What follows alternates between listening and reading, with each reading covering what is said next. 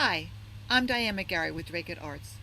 With me today are co-host Tom McGarry, November Arts Event author David Daniel, and ASL interpreter Rick.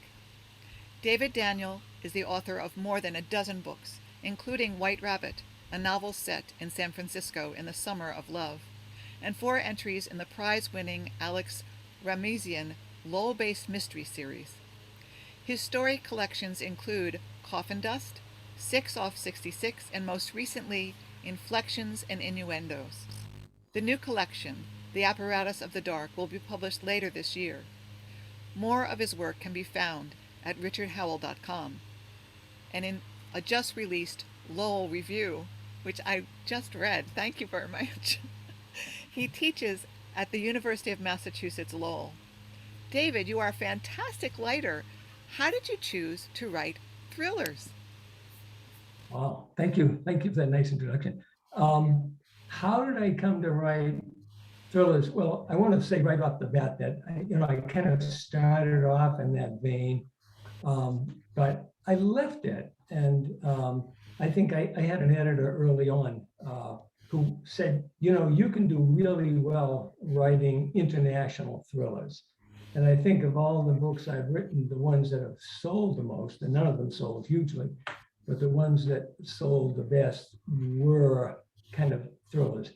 But I've always had ambitions that lay elsewhere. And moving to Lowell many, many years ago, there was just something about the look of that beautiful old mill city that spoke to me. And over time, I do private eye fiction because Lowell seemed to be the perfect place for that. And the first of the books in that series, The Heavenstone, won a prize and kind of got me started on that. And I went through 4 of those, and they were just starting to get a little head of steam. And I did a few additional standalone mysteries. But then I decided that I really wanted to do other things. So in addition to those, I've written in the realm of, I guess you'd say horror, but I think of it more as kind of Rod Serling, Twilight Zone, Ray Bradbury types of stories, which I loved as a kid and I still love. And also, although I've never really fully understood what the term means, literary fiction. And so I think the stories, for example, in Inflections and Innuendos, those are, I guess we would call it flash fiction. We would call it flash fiction. They're very short. So it's a book with more than 100 very short stories. And that's something I've really been in love with now for several years. But I'm starting to dip my toe back into longer fiction. I finished up last week a 10,000 word story, which for me these days is long, and I'm starting to nibble away at the edges of a new novel. So I don't know if that answers the question, but that's how I came to write what I've been writing. Well, I wanted to put up all your books here so that people could see the vast variety of stories you've read. I was reading the Baseball Hall of Fame. Oh my gosh, it is so well written. But I have to say that I don't like horror things. And so it was wonderful and very disturbing at the same time. Because it's just, I love your writing, but the content is just, it's hard for me to stomach because Yeah. that's just who I am. I know other people who would just gobble it up. Tom really enjoyed reading your books as well. Good. Yeah, my wife is a lot like you, Diane, that we have certain common denominators when we watch movies, like we'll watch Hitchcock, but that's about as dark as she wants to go. And I like to maybe go darker on some stuff. But we also love, romantic comedies of the 1930s and 40s. So I guess in relationships, you find some ground where you can kind of meet as equals. And I hope that's true with readers as well. You go in a good library, and I've never met a library that I didn't love. Right. There's something there for every taste. And I think, it's magical when you find the thing you love reading. And as a writer, it's important to be in love with what you're writing at that particular time. So even though it may not be everybody's taste, you've got to love it. You've got to love those characters. You've got to want day after day after day to spend time with them and see their stories through to completion. Oh yeah. So No, I did love them. That was the problem. I can't see you ever writing a romantic comedy though. That would not no, fit. no. I wish I could. I mean, But I appreciate them. how did you choose this genre, or did the genre choose you?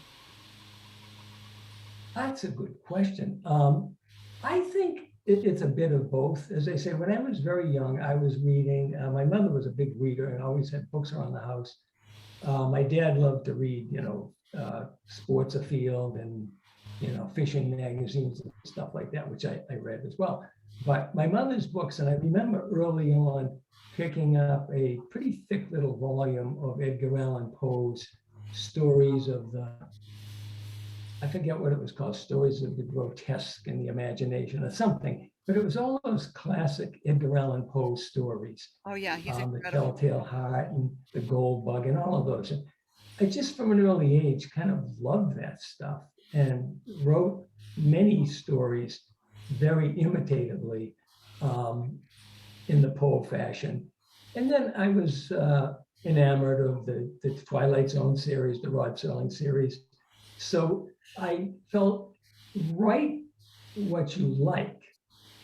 Don't write what you think might be commercial or might please others. I think first and foremost, you've got to satisfy yourself. So to some extent, the work chose me because I liked it upon immediately reading it when I was young.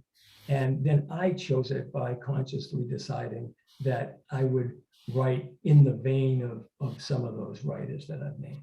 Most recently, I've been reading a whole bunch of Joyce Carol Oates, who's just a marvelous writer that does everything so well.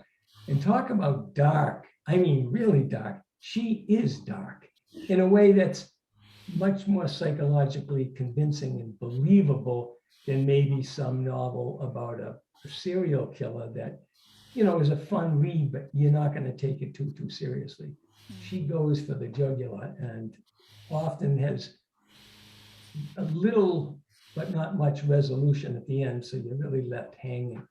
But I learn from everything I read and from everybody I read. I think you're left bleeding, right? If she goes for the jugular. But Yeah, right. do you know any private eyes? Because one thing I've heard people tell writers is that you should write what you know, and somehow I know that you don't do those things that your characters do.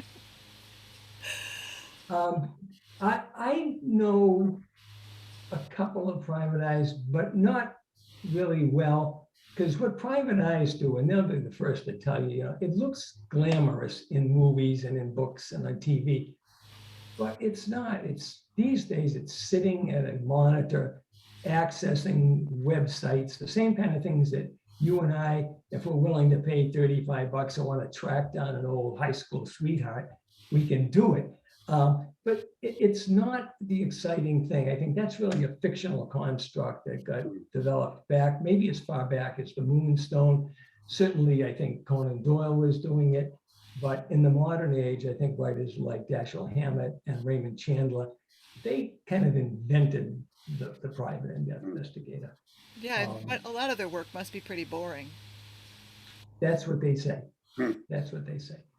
A better source for me, especially when I was doing the Lowell-based mysteries, was members of the Lowell Police Department. And Ed Davis, who has become very prominent on the scene, I think, acted with real leadership and heroism during the after the marathon bombings as commissioner of the Boston Police. He was a Lowell police detective for a time, and then he became superintendent of police in Lowell. And Ed was always very approachable. I would go to him and sit down with him and get background material that I could use in my Lowell-based novels. And I found that true when I was writing White Rabbit. I went out to San Francisco, talked to the police detectives out there, they wanted to open up files about the Zodiac to me, but I said, I'm really not interested in that, thank you. But because I was setting mine in 1967, in the summer of love in San Francisco. And I've always found professionals, in whatever profession it is, you let them know you're a writer, and immediately they're putty in your hands. They're ready to talk about what it is they do, whether it's firefighting or investigating crimes or any of the other things you might be interested in writing about. That's cool. That's very cool. I recently read White Rabbit, and I was in high school at the time of the Summer of Love, so didn't really hear about it until later. But as an adult, it gave me a whole different perspective on the situation there, the problems, some of the aspirations of the people. So I found it not only a really good and interesting story, but also kind of a window into history that had occurred during my lifetime. So that was kind of enlightening for me. And also earlier you mentioned stories that you've set in Lowell. I did read Skelly Man, which was really interesting. I liked the protagonist.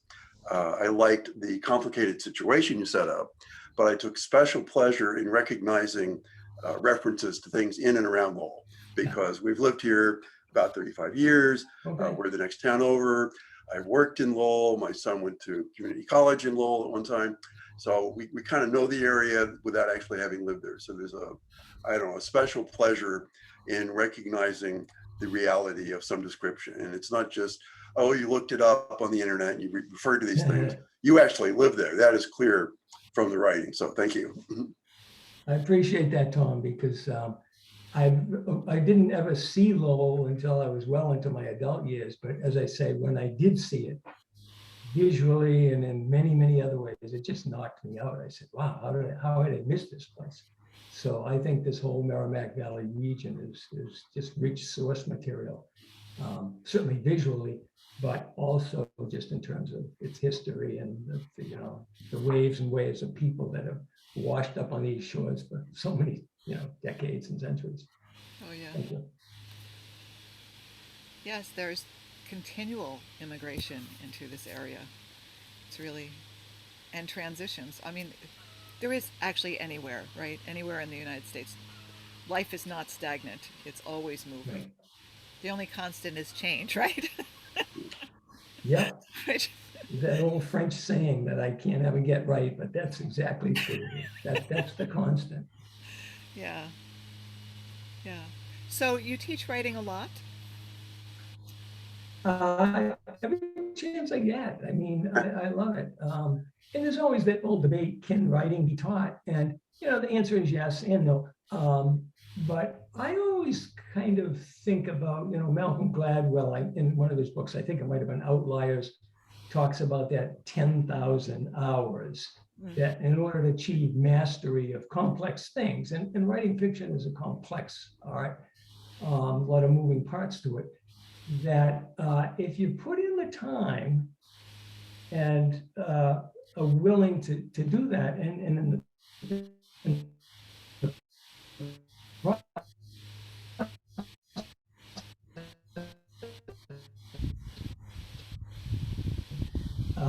rather than the harsh critic, because I think everybody starts off in whatever we do. If we pick up an art, if we want to play a guitar, or whatever it is, sport, we can be tender.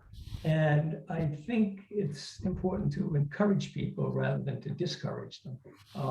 And so I love teaching writing because it forces me to think about the craft of writing and how it all works together. So I've developed a whole kind of method that I use in teaching the body parts and thinking about a technique I use of kind of literary autopsy, if you will, by taking a text, short story, novel, whatever, and really looking at it in its discrete parts, and then to talk about how, just as with the wonderful complexity of the human body, it's more than the sum of those parts. It's all of those things working together. And that's wherein lies the magic of writing. If you can make them all work together rather than stand out as individual things, point of view, plot, characters, all of those things setting, rather than make it a unique and concrete whole, then you're well on your way to mastering the art of fiction writing, storytelling. I had someone tell me once that they weren't really the writer, that the characters just came to them and asked to be put on the page, which reminded me of I'm aging myself, but the old Disney production about the Grimm's brothers, right? That the characters came and bothered them and hammered them on their head until they wrote down the stories, which isn't actually how that happened either. But and then I had another person who was with me and also a writer saying, that's bullshit. You can't, excuse me, I shouldn't say that. That is totally ridiculous. You can't possibly do that. You are the crafter. You're the creator of it. It's not like the characters create themselves. You give the characters life and body and they move forward. And you have an outline and a plan, and with what you've given the characters, they develop, right? But it's not as if they're separate from yourself. Which of those perspectives what do you think about those two different perspectives, I should add? I think, again, as so many things, they both apply. And that old idea that you can hold on to conflicting ideas and sort of see them as part of a whole, often that leads to wisdom. And I think, and you mentioned it, think of when we were children and we'd play a game. And I know for young men, when I was growing up, boys, it was often cops and robbers or cowboys. And I know girls had their own games that they would play. And so you're a bit in the role of the author doing that, because you're creating the characters. You be the sheriff, I'll be Roy Rogers, blah, blah, blah. And yet, once you get going and the play starts to take hold, then you're not thinking anymore. You're just creating those characters as you play. And writing, when it goes good, you're absolutely right. You are the author of it. You can control it. You create that world. You design the sets for it. You put in play the action. You put words in the mouths of those characters, ideas in their heads. But when it gets going, it does seem to begin to roll on its own. And that's always tremendously exciting. And I find sometimes sometimes if people say, well, what do you do? I say, well, I build time machines in my basement when no one's looking. And I think a good book is a time machine, because it takes us out of ourselves for the time we're reading it, immerses us in this game, this world. And if it's done well, you have sets us gently back on the ground and the world resumes and we are who we are. And so there's some magic into play. And your earlier question about the nature of art, I think this is true. It's true of painting. I think it's true of music and songwriting. Arts really are a kind of imaginative magic that we've been gifted, I guess, as human beings. So I think it's both. Our daughter is a writer, and as she's pursued her craft, like according to her, she's always been a writer. It's just that now she's pursuing it more seriously. So because of that, I pay more attention to kind of the mechanisms of writing. And what I've noticed from her is it's very important how much you leave out, so that you can focus on what's left. So do you do that? Is that something important in your craft? That's right on the money, because one of the things I've learned the last number of years, I had co-written a novel with Chaz Scoggins, who is the great baseball writer that wrote for the Lowell Sun for many years, and is the head of the American Baseball Writers Association. And I had this conception of a baseball novel that I knew was going to be big, and I wanted to do it with somebody that really had the true baseball chops. And so I talked to Chaz, I pitched the idea, and he liked it. And we said, if we sell it, we'll just split it 50-50, blah, blah, blah. And so we got going on that, and we did it. And it was like an enormous novel. It was huge, and it was close to 200,000 words, which is way out of the territory that most publishers are. even interested in. They'd love it if it's 60,000 words. And we just couldn't find ways to really make it shorter without really diminishing the story. So on the frustrations of writing it, the writing it was fun, but the frustrations afterwards of not really finding a home for it, I said, I'm kind of burned out from novels. So I really began writing the flash fiction that I talked about earlier. And that's sometimes I write a story that's 100 words long, or maybe 200 words, but 1,000 is getting long for a piece of flash fiction. And that taught me exactly what you're saying. What can I leave out?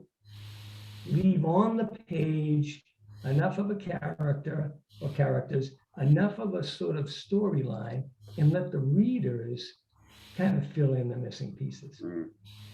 In Ken Burns's recent documentary on Ernest Hemingway, it made that point that's often been made about Hemingway, which he thought of as kind of the iceberg idea, that you can leave out, and the story can be that 1/7 of the iceberg. The rest that's underwater you don't see, but if the writer knows that and knows it truly and sets it down imaginatively, it doesn't have to be there on the page, but the reader will respond to it. So I think maybe what your daughter's experimenting with is that very idea. What can I leave out and still have a story? Because I know for a fact, in this busy days we're living in, time is important to all of us. So if you can tell it short and still give the reader a fun ride, I think that's the way to go. That's why I write the pieces I write. I blog pretty regularly on richardhowe.com. I had a piece in there yesterday. I've got another one coming out in a couple of days. It's the 10th anniversary of the death of Amy Winehouse. So I've got a piece on that. But it's the beauty to me is I never want to go even 1,000 words. If I can keep it shorter than 1,000 words, then people can sit and enjoy a read and not have to worry about it. I don't want people having to come back later or speeding through something. And so I think you can still tell your story, but you figure out how can I do it really tight and economically. And so I love the challenge of that. I've heard that writing short stories is really hard because of leaving stuff out and just focusing down. Is writing flash fiction hard, or is it a different quality somehow? It's a great question. I think it's hard to do well.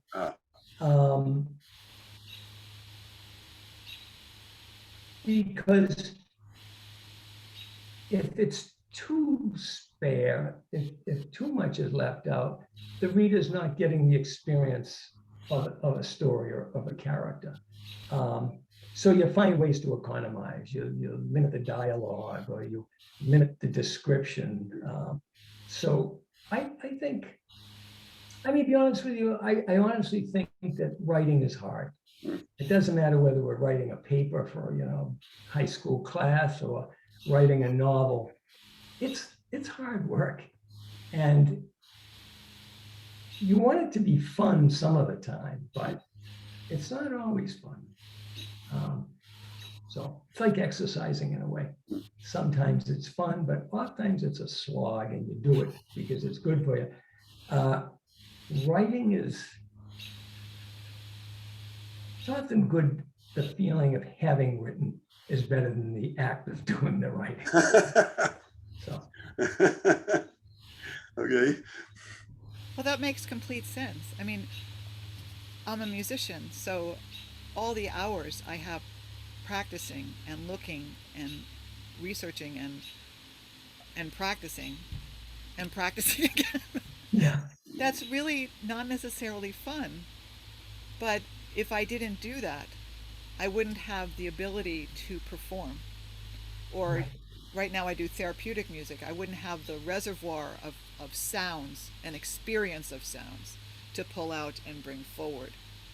It just, it's a lifetime of music that's inside of me that just pours out when it's needed.